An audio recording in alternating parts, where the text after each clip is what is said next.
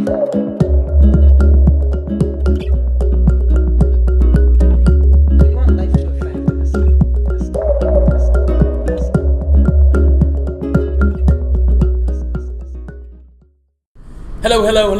Welcome back to the Parrot cast. Feels good, John. It's been a week, and I'm actually really happy and excited to be talking today. Like, just revved up. Are you sure?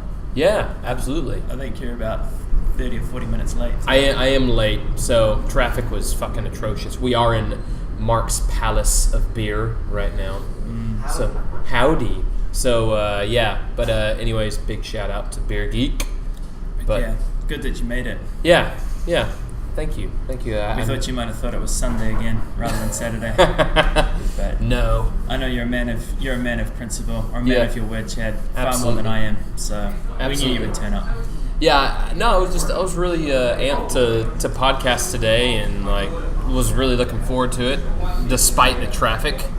But all in all, it was not too bad getting down here. That's good. I'm glad you're excited to be here. Yeah. John, are you excited to be here, or are you kind of like, nah, fuck this. I'm tired of Chad. I see this fucker every fucking week, and we always talk about same shit, and he's always just dumb and fucked up.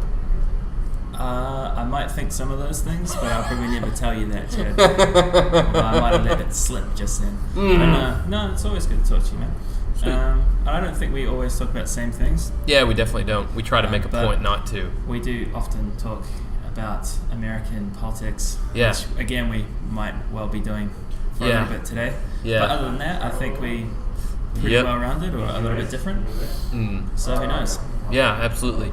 So before we obviously have to talk about the elephant in the room, but I do want to kind of clear the air. We're actually intending on having a guest on today, but our guest ended up having a friend of his die, and he's had to go kind of tend to it because John and I both live overseas, and his friend passed away overseas as well in a separate country, and he's been on the podcast before, Nick Vakey. We want to give a big shout out to him, and just want to tell him we're thinking about him. We're also thinking about his good friends, family, and we wish them all the best, and hope that they can I guess just write kind of what's happening in their lives. Yeah, sorry for your loss, Nick. Yeah. Hope things go well over the next week or two. And, absolutely. It's quite a shock what happened to you. So yeah. Disappointing, obviously, not to be talking to you today in a happy environment, but go get done what you have to get done. It's a pretty sad time. Absolutely. So. And also, sorry, second one there as well. We did have another guest, Give. You know who you are. Yep. I talked to you last Sunday, pretty sure. You showed interest, that was good. We've rearranged the time for him, which I think is going to be in February. So, we're gunning for you, Yugev. Yep. But I probably shouldn't say that about an Israeli man. Oh, yeah. I don't know. But anyway. There's some deep water there. We're coming for you. We're going to get you. But anyway. Absolutely. So, to kind of give you a little bit more insider information, we don't know a lot about Yorgev, but he is an Israeli national living in Taiwan. But obviously, we want to talk to him about Israel and just kind of what's been going on within the last few months in Israel and kind of his stance and his viewpoint on it. Maybe get a take. Yeah, so you should expect an interview with Yorgev probably in February.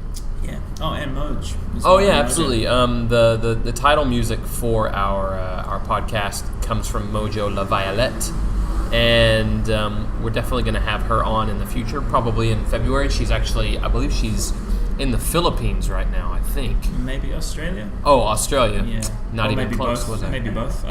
She's doing a bit of traveling right now. But she asked me about adapters. So she's going to Australia anyway. So she must be in Australia then. So, which is John's second home country. That's a marginal call at best. But, we know what you mean.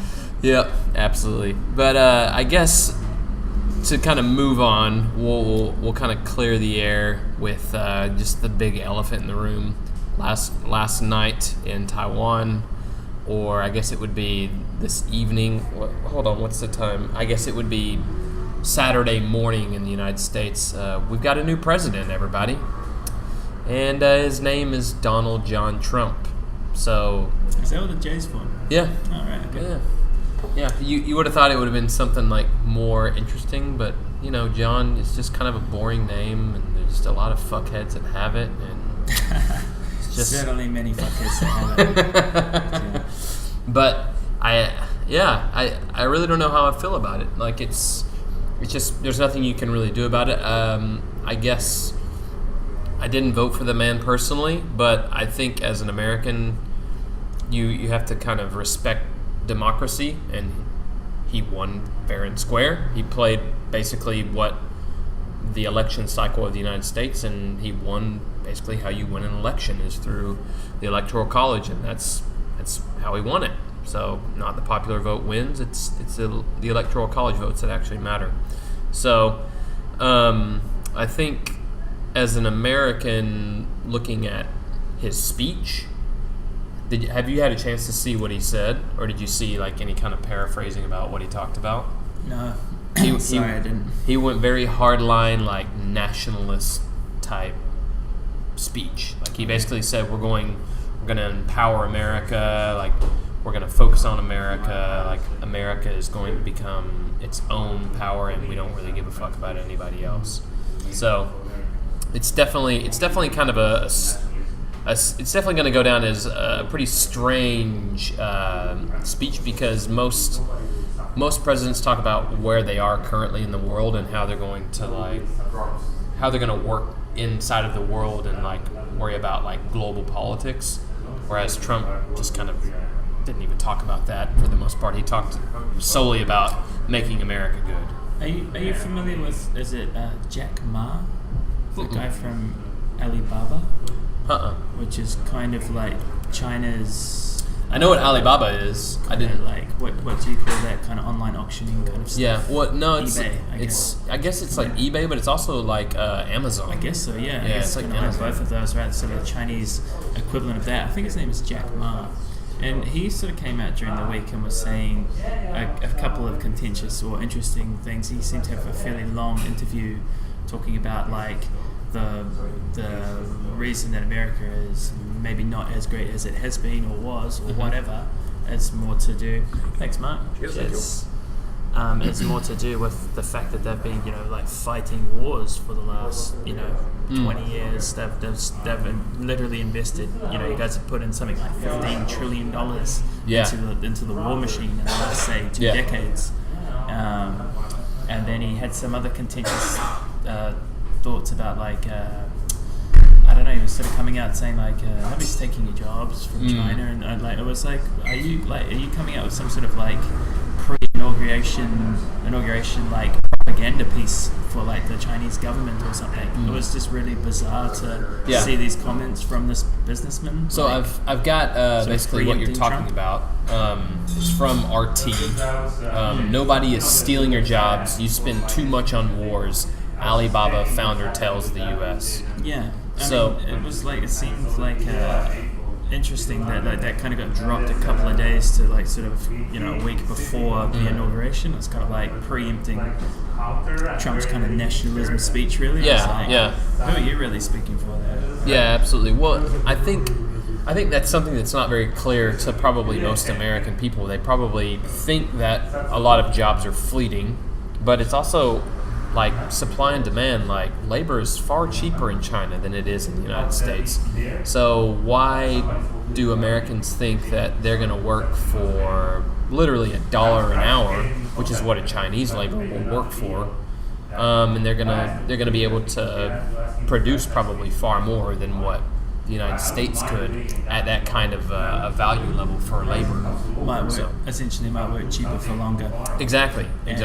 But also, there's supply chain things there as well. I mean, we were just looking at like all the benefits that go into like having staff in a developed country versus a developing country. Right. Like, just the behind the scenes payments as well, like for things, and also just your infrastructure setups, like, cheaper land, etc.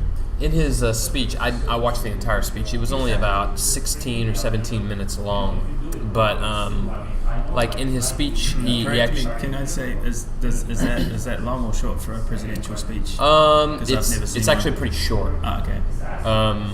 Like I think they say on average, the average is about 22 to 23 minutes. Oh, okay. So, but the shortest one was JFK. I think he was about 14 minutes. In and out. Yeah, he was like, got it done, I'm done, I'm out. So drop the mic. Fucking cold today. Yeah. Thanks for coming out. Yeah. I'm going home. Yeah, exactly. But I've got 4 years to talk about shit. Yeah. See you later. But he did touch on his speech about improving infrastructure and like making America stronger through infrastructure. So trying to create jobs by improving America's infrastructure, which he did have a point saying that infrastructure in the United States is crumbling. But I think it depends upon what city you're in. Yeah, I mean, because if you go to like my hometown, all infrastructure depreciates. Yeah, exactly. If you go to my hometown, like it's like all of our roads are toll roads for the most. Well, not all of them, but we have like massive toll road projects. We have very, very new highway systems that are only 10 years old. So we don't really need it. But I'm speaking. Big sort of public work infrastructure. Exactly. It can be a little bit interesting there because some can be city or regional, state, of course, and then obviously some can be federal. Exactly. And that's like that in almost every country. Exactly. So if you want to go down the road that everything's crumbling, we're going to fix it all, it's like, well, maybe some of that is like city responsibility or county or state responsibility. And I'm wondering, if that's ultimately his plan, is he planning on using American taxpayer dollars to create some kind of fund where he gives directly to states and local governments to improve their infrastructure? Like, that's just something that we should probably wait and see as Americans, because that can happen, certainly. So based off of, they can use federal taxes to give to states, and then the states can trickle it down to a local level. So it just depends how it's earmarked, obviously. I mean, I think with politics, obviously I don't know the way it works in America, but there's some fundamental rules of like just the way that politics works, and one is that as a government you take a tax take, and so obviously you can set the tax take. You have a X population X, and you've got a tax take, and you can adjust that, and then there's some core things that you pretty much can't really play with too much. I mean, like for example, like education, and then like you've got to pump a shitload of money into education, and that's not kind of a non-negotiable. Right. And then in most countries you would say healthcare or health as well. Maybe in America that's not quite as concrete, right? Because there's the privatized side of it, right? But there's those sort of like things that you can't really touch, and then like some kind of welfare state too. And then so at the end of the day, you take in a certain amount of like revenue from taxes. Right. There's maybe 3 or 4, military spending, defense spending. There's 3 or 4 like kind of like key things that suck money, and kind of just you have to fund them, and then you play around with the excess from there. Right. So really, kind of what has to happen in the debate would be less spending in the discretionary areas, if you know what I mean. And I mean, you could argue, or you could make the case that defense spending is a discretionary spend. Right. Or maybe it's not discretionary, but it's too much of the spend of the tax take. So in order to actually fund the infrastructure of your home nation adequately, maybe you need to pull back on some of that funding. Right. But well, you know what's I think, at least based off of listening to his speech and thinking about how he's going to do the things that he says that he's going to do, like literally his speech was like all those things that Obama has had humming around at like a level 5 and a level 5 all the way across the board. I'm going to crank them all up to 11. So he was basically saying defense spending, we're going to double it. He pretty much said that in his speech. He didn't say it verbatim, but he was like, "We're spending far too little, and I intend to build the world's most massive army that you've ever seen." It's like, don't we already have the world's most massive army? Yeah, I think there's statistics there to say that you have a bigger army than the next 4 combined. Yeah, or something exactly. like that. Exactly. So it's kind of, as an American, it's like, okay, so we already have the largest army in the world, or the largest military spend in the world. So you want to therefore double down on it, and you want to increase it, because you've said this before in another podcast, I think. But so is it a true thing? Is it a real thing? Like, he said basically you don't spend enough already on military. Yeah, absolutely. Okay, because I mean, I think he said it in his speech. He was like, "We need to spend more." If he said that before, he said that many times, then that's quite a problem. Because I don't think if you're going to spend more on the military, I don't think that kind of means that you're going to stay at home. Right, exactly. And it also means that, like I'm saying about the discretionary spend, obviously already the defense spending is probably too much. Right. And if you're going to really amp that up, I don't think there's any room for your infrastructure spending. Well, you know, it's kind of exactly that's what I wanted to get to eventually. Was if he's planning on cranking up military spend to 11, it's like, okay, so you want to do all these massive infrastructure jobs. Where's that money going to come from? Well, we're going to crank that one up to 11 too. Okay, so you're going to place a massive tax burden on all the Americans. Yeah. You're kind of defeating the purpose of being a Republican president, because they think about small taxation. Because at the end of the reprioritization of policy basically doesn't actually equal, say, the finances. So I mean, for example, say you want to basically gut, say, spending on the environment, or you want to say gut what the if you look at that, there isn't really that much that you can use there to then actually financially spend in other pet areas, because you don't really spend a lot there at the moment. Right, exactly. It might be a contentious problem for you, and you might want to loosen regulations or gut it. Right. But there's not actually that much money to be reappropriated there. Right, exactly. Where the money is to be reappropriated is in the defense spending. Right. And if you're not going to do that, then you basically don't have the pool of money. Exactly. The pool of money is not getting any bigger. The pool of money is already being spent. It just needs to be cut differently. The pizza or the pie is not getting bigger. It just needs to be cut differently. Exactly. But you're not cutting it differently. Right. So you're actually giving a bigger slice to something that you wanted to. So there's not going to be a new infrastructure spend pie. Right. Slice.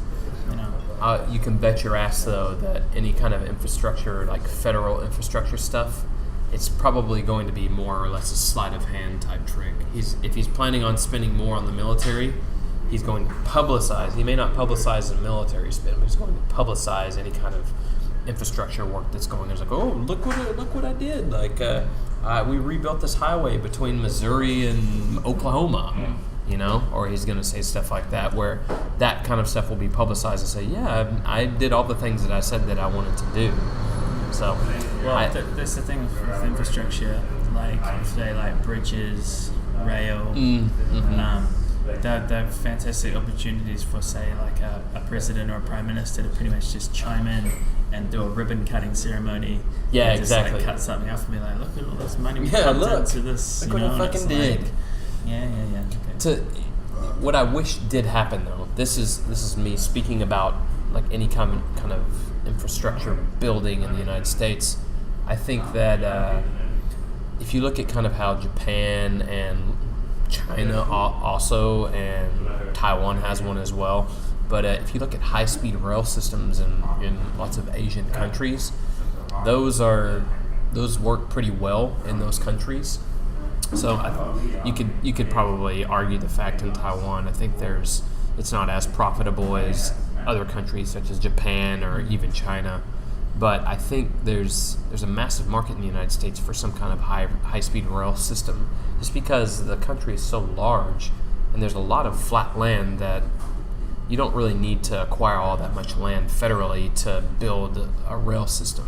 So there's been talks in Texas at least of building this, but I feel like that's actually an avenue that Trump should really think about exploring, and maybe trying to funnel a little bit more money into that.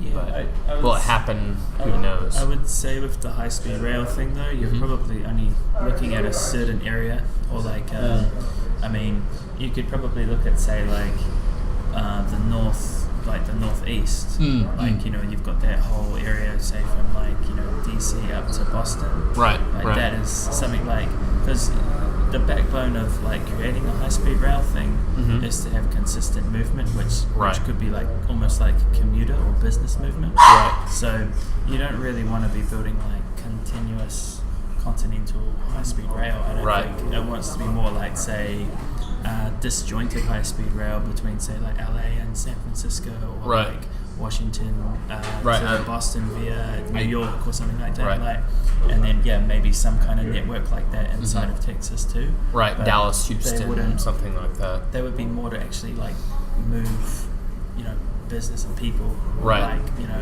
because that's where the money comes from, obviously. Yeah. Because, because I know that's obviously the Japanese high-speed rail system is world-renowned. So just because it's incredibly efficient. Two kind of different countries, though. Yeah, absolutely. I think Japan is effectively the size of New Zealand, or New Zealand's effectively the size of Japan. Obviously, that's almost where the similarities end. But you know, like, and you know, it's an island country. Right. It's kind of like quite thin, north-south within reason. You know, actually. Yeah. Whereas America is pretty much a continental country. Right. You know, so. Absolutely. It's just a lot of space to be covered that maybe a high-speed rail wouldn't be able to really do. I think it would be like just doing what air travel does right now, worse. So to kind of change gears on this, have you heard about, obviously, we've talked about in the past, his name just escaped my mind. He owns SpaceX. Elon Musk. Have you heard about his, I guess it's almost like a replacement for a high-speed rail called the Hyperloop? Have you heard about that before? I have actually, heard about that, but I haven't really seen any real details. Well, essentially, at least from what I've been able to work out, I haven't really done much research. It'd be like high-speed rail at the speed of like flying, basically. Right? Yeah, exactly, like 700 to 800 miles an hour, like very, very fast. But have you ever read a book called The Man in the High Castle? Yes. By Philip K. Dick? Yeah, it's almost sort of sounds like the same kind of like. Yeah. Well, I mean, like, one would be on the ground versus like a big like palindrome. Yeah, exactly. Thing, but it almost seems like the same kind of thing. I mean, it seems like it could be something that happens in 50 years or something. but who knows? Like, is that going to happen next year? I don't think so. I definitely. I don't know. The reason I bring this up is because I read something probably a month ago, maybe. So obviously, the facts of it are not going to be very clear, but I can give you an idea of what the article said. But what it basically talked about was he's already done initial testing on it, and they've done like the work and built an actual life-size model, and they've done like a trip of like a mile or something like that. They're like, it works. So now we have to just perfect it, and then we can build it. Yeah, you got to. But the problem is, like 1 mile becomes like, say, 500 miles. Yeah, it's exactly. A lot of complexity. Yeah, absolutely, absolutely, and a lot of things could go wrong in 500 miles. We've just been talking about like infrastructure investment, or like essentially propping back up old and aging infrastructure. It's like you start making this stuff now, then you have to keep maintaining it. Like it's constantly depreciating. Right. Like, Of course. These things become pretty complex. Yeah, I actually read The Man in the High Castle. I finished it maybe only a few weeks ago. Oh, right. Yeah, I didn't know you were reading that. Yeah, it's a pretty good novel. You still have some secrets, Chad. Say what? You still have some secrets. Yeah, absolutely. I didn't know that you had read it either. Yeah, I read it maybe 2010. So really? Shit, that's like 7 years ago now. Yeah, I had been meaning to read it. I had heard about it for a while, but I bought it and just kind of sat on it, and I was like, I'll get around to reading it, and then finally I did. Yeah, I've read like a couple of his other books, and they're not really as good, I have to say. So you think that The Man in the High Castle is like That's my favorite. Yeah. You think that's his masterpiece? Yeah. He wrote a book. I can't actually remember. It's got a really silly name, but it's effectively the book that Blade Runner. Blade Runner was based on. Yeah. I haven't actually read that. Do androids dream of electric sheep? Something like that. What it is. So it's a pretty wacky name. And and I read the book, The Clans of the Alfani Moon. The Clans of the Alfani Moons or whatever. And that was okay. I saw that one. I was interested in it, but would you recommend reading it or not? It's all right. I think the sheep one, the electric sheep one or whatever, or Blade Runner or whatever, is like kind of better. That they're almost sort of kind of similar with like its future android kind of stuff. He also wrote. High Castle was good. He's written quite a few novels that have been turned or adapted into movies. Like he also wrote A Scanner Darkly, which was like a live action film, but it also had animated segments. That was, I think it was starring Keanu Reeves. Keanu probably bombed. No, it was. It was in the last 20 years. It's probably fucked. It was critically acclaimed, but it was one of those. It was an art house film. Ask yourself this: was it in the 1990s, or was it in some kind? Did it begin with a 2000? It did begin with a 2000. Then it bombed. He died in the 20th century. Well, his absolutely. Fame. Yeah, it was. I actually saw it. I've only seen it once, but yeah, it was a pretty good film. It wasn't bad, but I have not read A Scanner Darkly, so I can't really compare it to the book. I have nothing to compare it to. But Philip K. Dick, if you're out there in the ether, listening via Haunted Mansion, he would be in the ether. I'm pretty sure he's gone. Yeah, You're a nice author, and we salute you, sir. Yeah, I don't know how he moved on to you or got to that, but that's all good. Yeah, he's definitely better than who's L. Ron Hubbard? He's a far better author than L. Ron Hubbard. They're in the same. Not in the same ballpark, I think. Well, they were both science fiction Neil authors. Gaiman or something. No. They were both science fiction authors, though. But did you know that L. Ron Hubbard wrote the most books of all time? He wrote more works of that's fiction and non-fiction, John, if you believe in Scientology. That's the idea, right? Well, I have heard that. Yeah. I don't know if it's true though, but yeah, it kind of seems like more or less just Scientology fodder to kind of prep up their god, or I guess he's not really their god. He's the boss. Yeah, no, he's like he's the chosen one. He's the guy to tell you what's what. Yep, absolutely. Have you ever seen anything about Scientology? You know much about it? I watched one of those documentaries. There's been a couple in the last sort of 2 or 3 years. Really, yeah. Going Clear. Yeah, the Alex Gibney one. Yeah. And there's another one. Louis Theroux has done one as well, I think. Yeah, he did do one. I haven't seen that yet. I haven't seen it either. I'd really like to see that because I like the way he interviews people. Yeah, absolutely. I want to see that as well. But I've seen the Alex Gibney one, the Going Clear one. So I have that, and I've sort of talked about it or thought. I know I've probably known since my whole adult life that there is this thing called Scientology. Right. And it seems a bit kooky and crazy and shit, but it seems like just like Mormonism or exactly any kind of religion really. Right. It's got its pros and cons or whatever. Mostly cons, but yeah. Well, I think one of the things, at least about Scientology, that most people find kooky is just how young it is, and how basically the founder of Scientology literally said, "One day I'm going to create a religion and become a millionaire/billionaire because I will have written a doctrine and people will follow it." He goes, "That's the way you become rich." Yeah, that's true. He did he did sort of exploit things through the tax-free exemption thing of, and the tithing almost. Yeah, exactly. Of religions and stuff. So he put some thought into that, but I think he was just a deeply troubled guy. I'm pretty sure he would be surprised to see exactly where it's kind of gone to.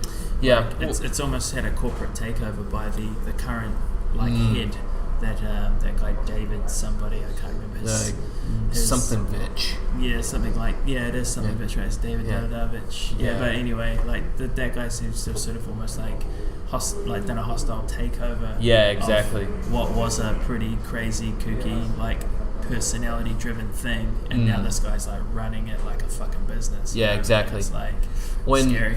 What's pretty interesting about it is like whenever you hear or if you see one of those documentaries about going clear, if you've read a book about it, one of the fucking wild things about the religion is essentially they get people to tell them their secrets, and then they basically log them, and then they use that as a blackmail to keep people like interested in Scientology and not to bash it. Yeah, because there's a whole like psychological theory kind of thing. Yeah, exactly. Which gives it the science kind of to the Scientology, right? Like, it's kind of in the name, right? Yeah, exactly. And there's like signals and shit and the readings and stuff. Yeah, all that kooky shit. Yeah. Trying to be a little bit more scientific about your religion. So do you know anyone that's Mormon or in Scientology or something like that?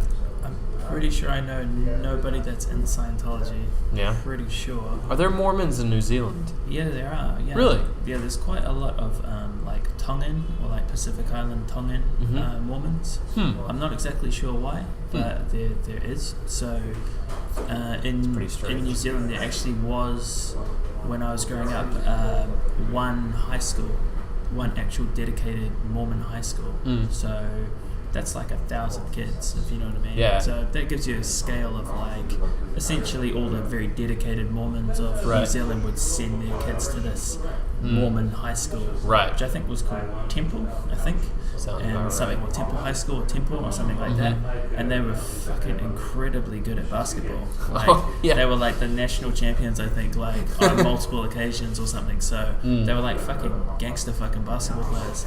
But primarily it's a Pacific Island / Tongan thing in New Zealand. So I'm not really sure why, but that's where it is in New Zealand. So if somebody says that they're Mormon and they're say a European or a Pākehā, you'd probably think they're a little bit fucked in the head, or you'd be like, oh yeah, okay, poor you, sorry mate. But it's almost like you grew up, you got a bad flip of the coin when you came out. But like but if it's a person's like Pacific Island, like a Tongan, and they said that they're Mormon, then it's actually more kind of just kind of cultural. Like it's just kind of like more like in Irish, you're supposed to be a Catholic. Right. Tongan can be a Mormon. Oh, this guy, he got settled by the Mormons like a long time ago. Whenever the Mormons came, and their village just happened to be. Like there are plenty of Tongans. It's probably more Tongans than not that aren't Mormon, but it's much higher percentage of people who are like Tongan. Interesting. Yeah. So have you seen like? So I know some Mormons. You do know some. I wasn't sure. Obviously they're all over the world. So I mean, they're even here in Taiwan. You see them. Whenever I was coming over the first time to Taiwan, I was on a flight that was jam-packed with Mormon kids going to do their mission. Jacked with Mormons. There were like 30 kids, all with like they already had their like get up on, ready to get on. Like they were just like, gee golly, I'm just really nervous about going to Taiwan. I just don't know what's going to happen. And this 2-year mission is going to be tough, don't you think, Johnny Young? I sure do, Billy Young. Like all of their names are Young. That reminds me. I forgot, but I actually worked with a couple with one Mormon. I didn't actually know she was a Mormon, and she was pretty young. And then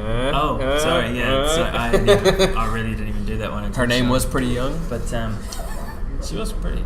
But anyway, and then all of a sudden we're working together, and then it's like.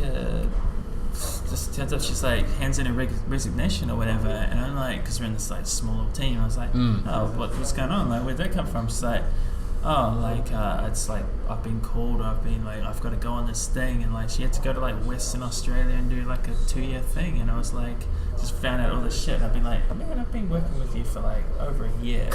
I've never asked you about your religion because I don't care about that shit, but seems like a pretty normal person. Right. Nothing wrong, like, take them out of the equation. Right. But it's like, I liked her, and then it's like, boom, just this resignation gets dropped, and it's all because of her church is pushing her off to like Western Australia to go do like a Mormon thing. Yeah. I was like, what the fuck? Like, I had no idea. I was shocked. Yeah. We had there were quite a few. Well, not quite a few. Like the population of my town in Texas is pretty small, but we had probably 20 or 30 so Mormons in my school out of a graduating class of 300. Yeah. So it's a minority. It's there, exactly. But it's nothing special. But there was a guy specifically. His name was Quay Mims. But if you're out there, Quay, and you ever listen to this, you're a good man, and I like you. But your religion's kind of kooky, so hopefully that won't be a dividing line if I ever do see you in a bar. But chances are you won't be in a bar. So probably highly unlikely. Yep, probably highly unlikely. But anyways, I remember they do their mission pretty much right after they finish high school, or right as they're finishing high school. So like at 18. They're like, all right, so where do you want to go do your mission? It might be a few months after. Like, where do you want to go do your mission? I don't know. Okay, well, we have a need, or we need people to go to Bogota. Somewhere. So, and then they just basically say, your friend and you are going to go. We're going to send you. So I think every mission is done. It's not done out of their state. They actually have to go to Utah. Oh, okay. And they have to basically be indoctrinated for a couple of months where they're just kind of washed with the Brigham Young stone, and I don't know what the fuck they do there, but anyways, like there's just they have to go and basically become indoctrinated where they can't be essentially tarnished whenever they do go abroad. Interesting, though, I have to say, because definitely this girl I worked with, like, she was young, but she wasn't a high school person. Like, I mean, I was working at a university, and she'd finished university. Right. I think they can elect when they want to go do it. Yeah, like this, when she dropped that thing, like, she was definitely like a 22, 23-year-old or something like that. Like she was not 18. Right. So Well, they definitely. I think one of the things they try to do is obviously thinking about it psychologically. If you have kids waiting later and later and later, they start finding out more about life. They're like, hold on, this is a crock of shit. What's going on here? Just to segue here. Yeah. It's good actually be, like, I don't know how not quite sure how we've got into Mormonism, but it's interesting because, like, I actually do know someone in Taiwan who's a New Zealander who I think is, like, what you would call a lapsed Mormon or whatever. Like, really? Like a person that no longer is there or in it. So that person could actually well be a good person for us to try and bring on in the future. Absolutely. I could actually, like, Type A based person. Yeah. So I could actually push that. I'm assuming the guy probably went to that Temple High School thing that I was talking about in New Zealand. So, Is it in Wellington? No, it's in Hamilton. It's I don't know, Central North Island kind of place. I think it's actually closed now. I think it's actually closed. Yeah. So too much polygamy. Maybe, or just maybe. Obviously, the roll might come down. Whatever. Is polygamy legal in New Zealand? I would assume it's probably not. No way. I didn't think so. I mean, does it happen? Does it happen? Maybe, but like, I don't. Probably. It's not legally recognized, but there's probably some polygamy camps rolling around. Because the essence of polygamy is to actually officially have multiple marriages. Right. So marriage is actually like a meeting of like your love with the state. If you right. Exactly. Obviously, there's a religious context for some people too. Right. But officially, marriage is marriage between two people, a union, and the state. Right. And it's like the state does not allow you to marry like 15 women, if you know what I mean. Exactly. So you can have polygamous lifestyles if you know what I mean, but or they're maybe married by the church, but they're not married by the state. You just be a gangster and be a fucking baller. Right. But that's for you. That's you. I'm sure you never heard. 15 people. I'm sure you never heard of this, but I think it was right before I left to come to Taiwan. It would have been about 2010, but there were quite a few polygamy camps that got busted out in West Texas, where they were like guys essentially. Where you were spending your summer vacation? Well, I'm not one to tell, because I am married now. I wouldn't want my wife to find out. But anyways, got busted. These dudes, basically what they were doing, it's gonna be pretty disgusting. Like, you're gonna maybe cringe, but like basically guys were taking multiple wives, having children, letting those children grow up, and then taking them as wives, and then banging them, and then having more kids. So it was just this whole like inbred circle of a camp. West Texas incestuousness. Yeah, it was pretty fucked up. You guys do things big and high level in Texas, don't you? It's always bigger. Yeah. You got multiple wives, and then you got like multiple daughter wives, and you got multiple granddaughter wives. That's sadly impressive. Well, the depressing thing was though, like this guy or these men were essentially taking these girls who were 13 or 14 as their wives and impregnating them, and they were having kids. So they weren't that old of age, but they were married essentially from a very young age. But they were never married. Arranged marriage. Yeah, exactly. Yeah, exactly. That is sad. Yeah. That is why I think somewhere down the line we talked about religion. We had a sports and religion one, I think, with shout out Jamie. Yeah, Jamie Malloy. James Brown. Yeah. Back in the day, back in the CPT bunker, like down the road. Yep. And we totally changed track on that one, and I brought up that whole idea of like should religion essentially be banned until 18, or should the basically indoctrination or preaching or just information of religion only be available to adults? I think so. If anybody gives a fuck, maybe try and check that one out.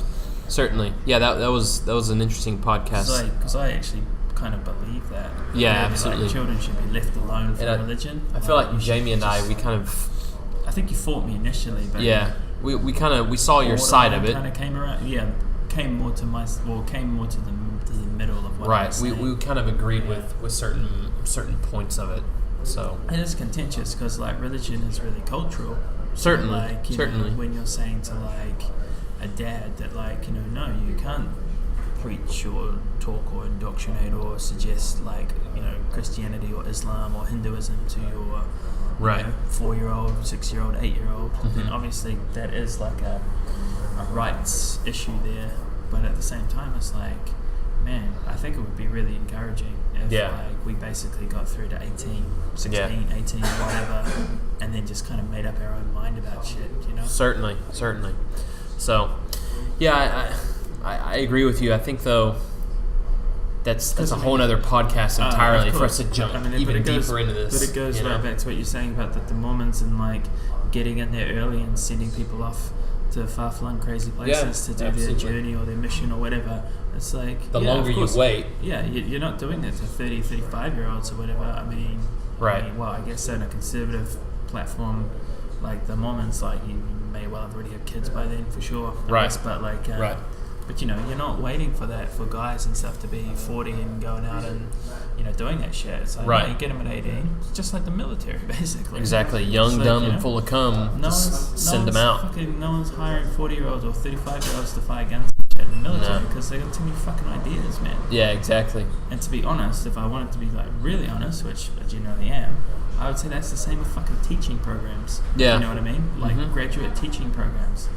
Most people fucking just push straight in from high school, go through, do 4 or 5 years at fucking university, and then go straight into a teaching program. Yeah. And it's all the fucking dissidents, all the people that pull out, all the people that have issues with that, are the people that took 2, 3, 4 years out, 5 years out, 10 years out, did a career in something else, or did a start in something else, went around the world and talked to people. Right. And they come back and they look at the way that education is being fucking chucked down. And right. No, fuck, I got some points here. And it's you're fucking eaten alive. So again, good luck, Jamie.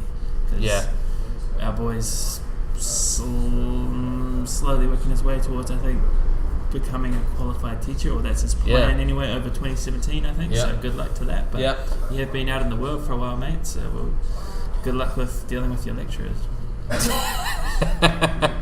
Yeah, absolutely. So, best of luck to Mr. Malloy. Mini jumping segue leaps going on there. Yes, so of course. I apologize, but that's the way my head. I'm sure in the future, I know Jamie will be doing another tour of Taiwan probably in the next year or so. So maybe we can get him back on and and kind of see where he falls on that, and maybe if he's either elected to become a teacher or if he's decided to go a different way. So he's a good boy though. He's a happy-go-lucky man. Yeah, he rolls pretty well. Yeah, absolutely. I think he could probably. I think, not to really be too judgmental, Jamie, who gives a fuck or wants to know, but I do feel like personally, if I've got a problem with some stuff, like I need to express it, and like it needs to be kind of like I need to get a good answer, or like I really need to be convinced that what the person is saying or what I'm thinking has some fact they have to reconcile. Whereas I feel like someone like Jamie, I'm not saying this is a good or bad thing, they're both good and bad, but I think someone like Jamie could probably be like, I've been out and around, I've done a lot of teaching, I've been to different countries, some of the shit that I'm learning or being taught or being told is bullshit, but I'll just put a smile on my face and roll with it, and then if I get qualified, I'll just do it my own way anyway, and I've got no problems with that. I think a lot of people are like that, don't seek out the confrontation, fine, but at the same time, I think a lot of people who come late into the education sector kind of find the way that education there's a lot of bullshit in it. Yeah, it's almost religious in a way. Yeah. In terms of you got to get in there young, indoctrinate them young when they've got basically no life experience, and you get much more passant, suppliant teachers and educators, if you know what I mean. Right, absolutely. Well, John, how you feeling? Are we done here? I think we're probably done. We've probably annoyed a couple of people who have been they've kind of fucked off and stuff. So, but once again, we do want to thank Mark at Beer Geek. He's a solid contributor to our daily refreshment, which is beer. Yeah, daily. So daily. I don't know about the daily. No, it's not daily. I'm more of a binge weekly man myself. Yeah, I'm a binge weekly as well. So be careful though; that has the exact same effects on your liver as just drinking 2 a day does. Bring it on. So get her done, man. Get it done. Yeah, but anyways, once again, thank you, Mark at Beer Geek. We're gonna increase the fucking military spend. Why don't we increase the alcohol spend? Yeah, increase the alcohol spend tenfold. Take it to 11. Also, that liver just go fucking 10 drinks higher. Yeah, well, your liver is the only organ in your body that will regenerate. Well, it's not the only organ. So your fingers also regenerate, right? Shit, bro. Well, they're not organs. Your fingers regenerate though too, right? They grow back. Yeah, they're not organs. They do though? They grow all the way back? Yeah, but they're not organs. Okay. Organs. Yeah, you're right. Fair enough. So anyways, if you guys get a chance. Well, and skin, but I don't know. I don't think skin's an organ either. So yeah. Oh, it is an organ, isn't it? It's the largest organ in your body. Your skin is considered an organ. I think we're talking really, really shitty bro science. We're gonna have to get a doctor on. Embarrassing dumbass shit that's been in the podcast. Yeah, go medical on it and lose. We did talk about polygamy, so well, I feel like I'm on better grounds with polygamy than medical. So it's a fucking organ, isn't it? It's I don't know. I don't know shit. I don't know. I didn't read. Shut up, John. I don't have Grey's Anatomy in my pocket right now, bro. So. Yeah, you got 50 Shades of. And Rapunzel. Play and all your weird shit. Yep. So video clip round 3. No. So if you guys get a chance, please don't hesitate to rate us on iTunes. Also hit us up on YouTube, Facebook, or even Twitter. Also, you can also see us on the parrotcast.com. It's a website that is up. Yeah, it has been up for the last year. Better part of a year. We're trying our best there. We don't exactly know how to make the website great. We could make the Parrotcast website great again. That would be brilliant. So if anybody's out there and does check out the website and thinks it's a bit shit, give us some pointers. Yeah, maybe help us out or give us some pointers, because I think it does a good job, but it probably could be better. It's definitely a discussion that Chad and I are having. Yeah. So we got all that. It's efficient like a VW, but it also has some secrets. It's got some secrets, all right. Yeah, it's got a couple of back pages and stuff. It's definitely got some secrets. Exactly. But there's that. And I was going to say, somebody said to me, or somebody got in touch with me. I won't say their name because it wasn't a particularly great conversation, but thanks for having it. And basically had an issue with me linking and trying to promote the Parrot, our Parrotcast on, say, more popular platforms. Mm-hmm. And I replied to the person, and I was fairly nice, I think, within reason. Mm-hmm. I can talk to you more about it off Sure. there. But at the end of the day, yeah, I am gonna try and link and push this on other platforms and other more popular platforms, because that's how you grow. Yeah, exactly. So, thanks for the thanks for the discussion, whatever. But yeah, definitely gonna continue to try and push and make this a bigger thing. Certainly. So, Yeah. All right. Well, you guys take care. Have a great weekend, and I guess we'll see you during the Chinese New Year holiday. All right. So until then, happy Chinese New Year, and we will talk to you later. 新年快乐. Yeah, 新年快乐.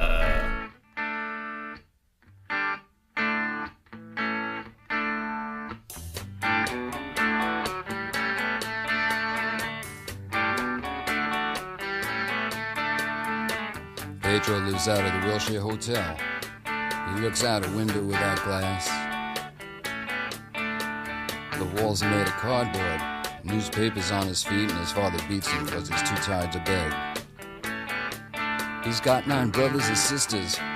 They're brought up on their knees. It's hard to run when a coat hanger beats you on the thighs.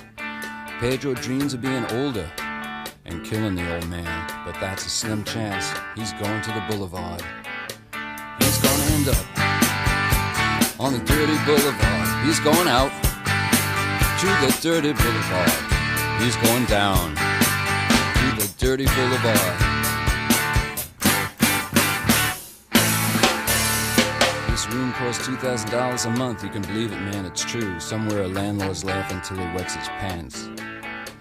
No one dreams of being a doctor or a lawyer or anything. They dream of dealing on the dirty boulevard. Give me you're hungry, you're tired, you're poor, I'll piss on them. That's what the statue of bigotry says. You're poor huddled masses, let's club them to death and get it over with and just dump them on the boulevard. Get them out on the dirty boulevard. Going out to the dirty boulevard. They're going down on the dirty boulevard. Going out. Outside, it's a bright night. There's an opera at Lincoln Center. Movie stars arrive by limousine. The Klieg lights shoot up over the skyline of Manhattan, but the lights are out on the mean streets.